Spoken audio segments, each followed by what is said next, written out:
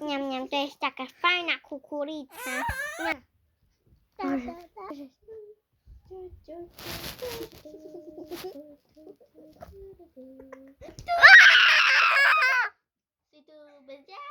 Ja som si kúpila iba kukuricu. Teraz. Vyzerá to ako jedlo z popelnice. A ty vieš, čo to je spon? Áno, kukurica. Z jakého obchodu som si to kúpila? Kde tak predávajú toto kukurice? To neznáš, ne? Kaufland za euro 50. Ty kokos, ona to fakt zná. Dobre. Fakt to stojí tak, no tá... Nechaj, ne! Moja kukurica! A kukurice?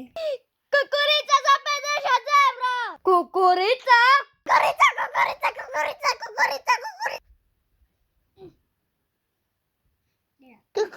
50 euro!